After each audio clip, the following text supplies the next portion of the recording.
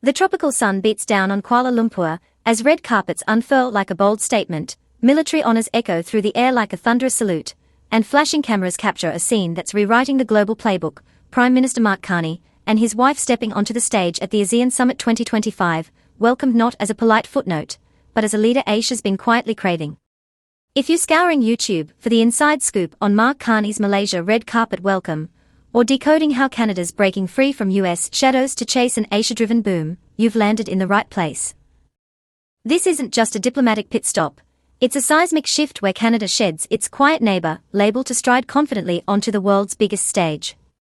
If you're Canadian, does this red carpet roar fill you with national pride, or make you wonder why we've waited so long to shine? Hit like if you're pumped to see Canada lead, subscribe for an unmissable deep dive into Carney ASEAN Summit Highlights 2025, and let's unpack every layer, because what unfolds here could double our exports, reshape global alliances, and leave Washington watching from the cheap seats. Carney's arrival in Malaysia wasn't a casual drop-by, it was a calculated move that hit like a tidal wave of symbolism. The red carpet stretched out, military bands played with precision, and Asian leaders lined up with smiles that spoke volumes. Canada matters. For decades, our global identity was tethered to one giant, the United States, our closest neighbor, and often our unspoken puppeteer. Trade flowed north-south, policies bent to Washington's whims, and we played the role of the polite, predictable partner. But those days, done? This ASEAN moment marks the dawn of a new era, where Canada steps out from under America's umbrella, flexing independence and influence with every handshake. Carney didn't just land, he planted a flag, signaling that the world wants what we bring: stability, innovation, and leadership that dares to look beyond yesterday's alliances. Isn't it exhilarating to imagine Canada breaking free from a script written by others, crafting its own destiny on a global canvas? But what if this red carpet welcome is just the opening act? Could Asia's embrace catapult us into a leadership role we've only dreamed of? The real twist: no planned meeting with President Donald Trump, despite his summit attendance. Stick around, because that deliberate dodge hints at a power play that's about to shake things up. This isn't Carney jetting in for photo ops or polite nods. He's on a mission to redefine Canada's place in the 21st century order, starting at the ASEAN Summit where leaders from Indonesia, Thailand, Vietnam, and beyond, plus heavyweights like Australia and India, convene to shape trade, security, and tech futures.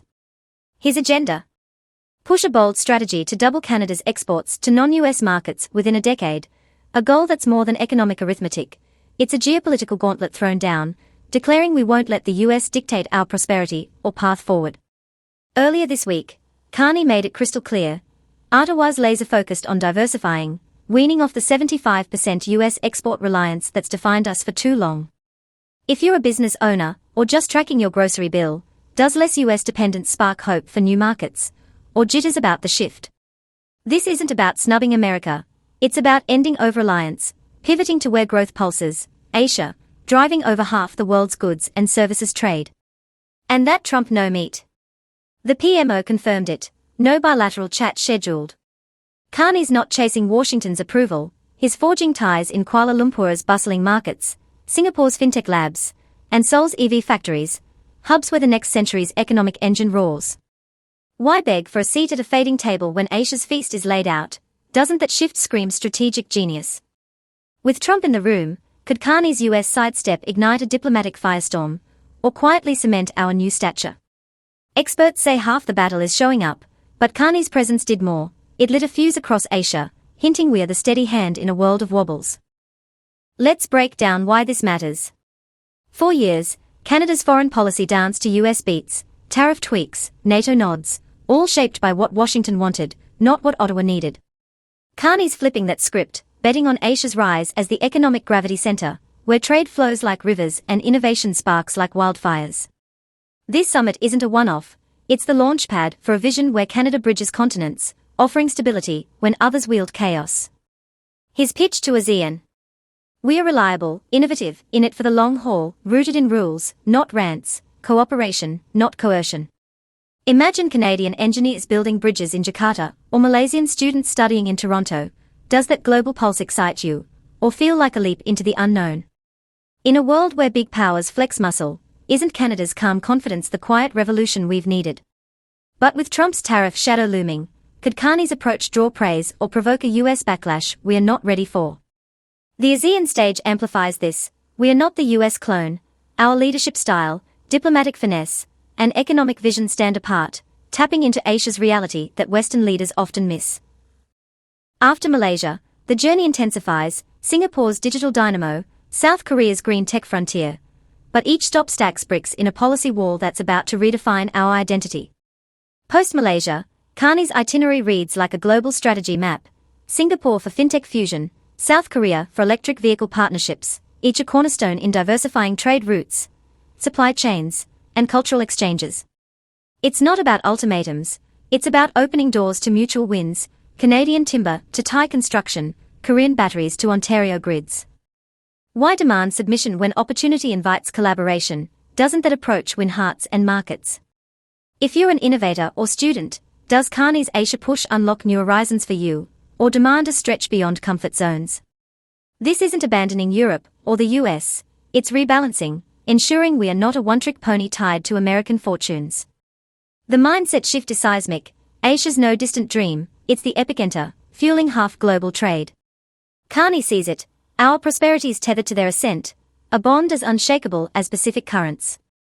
For decades, we've let Washington weigh our worth.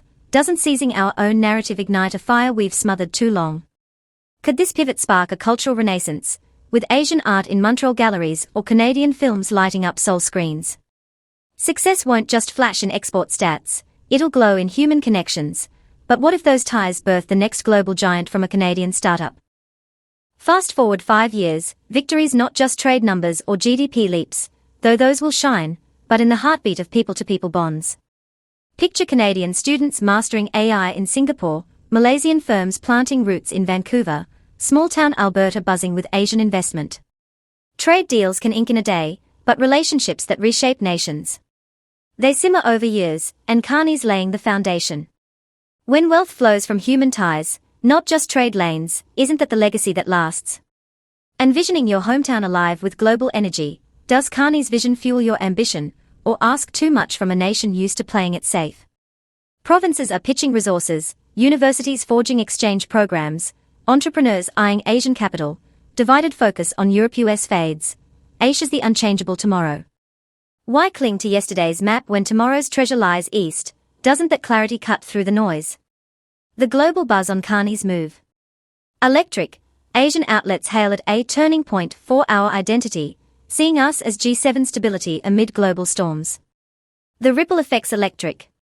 Asian leaders spot Carney's rarity, a Western leader who listens, a realist grasping that leadership thrives on trust, not tantrums. In a world of power plays, isn't Canada's bridge building the diplomacy we've been starving for? If media crowns us the trusted alternative, does it swell your national pride, or pile pressure to deliver? We are no US echo, our style, strategy, soul diverge, tapping Asia's gravitational pull that Western capitals often overlook. Carney's vision flips the old script, ditch dependence for destiny. From US shadow to global spotlight, doesn't that glow up feel like justice served? Could this pivot inspire a new Canadian brand, sustainability, tech, trust, rivaling any superpower's swagger? This Kuala Lumpur kickoff. No mere visit, it's a declaration of confidence, where US nods fade to Canadian roars, but the real test looms beyond the summit. What's brewing is a Canada trading deep with Asia, investing bold in Africa, innovating smart in Europe, standing tall, unshackled by neighbors. Carney embodies it, diplomacy's diplomat, pragmatism's prince, strength's subtle force. From Kuala Lumpur's markets to Washington's sidelines, the echo's undeniable, Canada's moved on. The polite, predictable player. Replaced by potential, purpose, power. From backseat to driver's seat, isn't this the transformation we've hungered for? Watching Carney command the ASEAN stage, does it rekindle your faith in a Canada that leads, or stir doubts about the road ahead?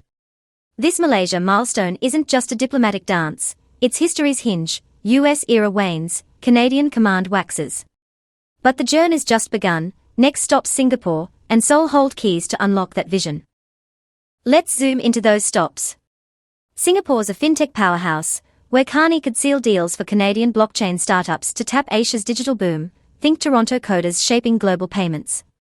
South Korea's EV revolution, with its battery giants like LG Chemistry, offers a goldmine for Ontario's auto sector, potentially birthing a green manufacturing hub. When partnerships fuse tech and trade, doesn't it paint a future where Canada's not just a resource basket, but an innovation leader? Could these alliances spawn a Canadian Tesla, blending our know-how with Asian scale? Each handshake builds a block, trade routes diversify from Detroit to Delhi, supply chains stretch from Vancouver to Vietnam, cultural exchanges link Calgary to Cambodia. If you're a parent or educator, does the idea of Asian students in Canadian classrooms excite you, or challenge local systems? This isn't isolationism, it's strategic pluralism, ensuring we are not a U.S. economic hostage. The economic stakes. Massive. Canada's current export mix leans 75% US-bound, oil to Texas, lumber to California. Carney's push aims to flip that, targeting ASEAN's $3 trillion market, South Korea's $1.6 trillion GDP, Singapore's trade hub status. When half the world's trade flows through Asia, isn't betting on that river smarter than clinging to a single stream?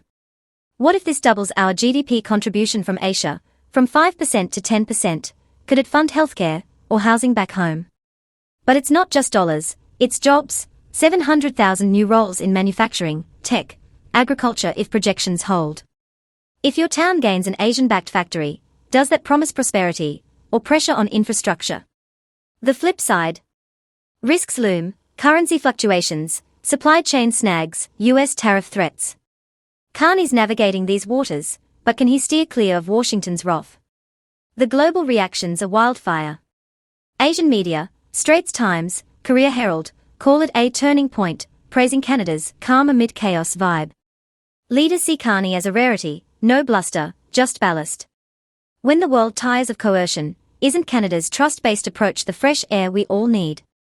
If Asia sees us as a G7 anchor, does it boost your global view of Canada, or raise the bar too high? This isn't anti-US, it's pro-Canada, leveraging our natural resources, timber, uranium, rare earths, into Asian demand. From polite to powerful, doesn't this shift rewrite our story from dependency to destiny? Could Carney's model, cooperation over command, inspire Europe or Africa to follow, creating a new alliance bloc? The US absence from his agenda might irk Trump, but what if it sparks a trade war we are not braced for? Let's dig deeper. Carney's pitch taps Asia's hunger for stability. Canada's banking system, ranked top globally by the World Economic Forum, offers a bedrock for investment. Our innovation edge, AI hubs in Montreal, clean tech in BC, aligns with ASEAN's digital push. When stability meets innovation, doesn't that combo make Canada irresistible? If Asian firms invest in your city's tech scene, does it spark opportunity, or competition for local talent? The human angle. Exchange programs could see 10,000 Canadian students in Asia by 2030, fostering a generation that thinks global. What if those students return with ideas that launch Canada's next unicorn startup? But challenges bite, language barriers, regulatory gaps, US lobbying to punish our pivot. Carney's laying groundwork, but can provinces and businesses keep pace, or inertia stall the dream? This Malaysia moment is a declaration, Canada's time has come. From US shadow to Asian spotlight, we are building our table, not begging for a seat. Carney's leadership, diplomacy's diplomat, pragmatism's prince, strength's silent force, signals a nation reborn. Isn't this the glow-up we've earned after decades of underplaying our hand? As Carney charts this course, does it reignite your belief in Canadian potential, or test your patience for the long haul? The world once saw us as cautious, now it sees power. This isn't just a summit, it's a revolution. US dependence fades, Canadian command rises. If Carney's ASEAN ascent and Asia diversification vision lit a fire under Canada's global glow-up 2025, like this to spread the heat. Subscribe for more on Mark Carney South Korea Singapore stops and trade revolution tales, and comment, does this pivot make you prouder of Canada's path, or hungry for the wins ahead? Your voice fuels the future, let's build it together.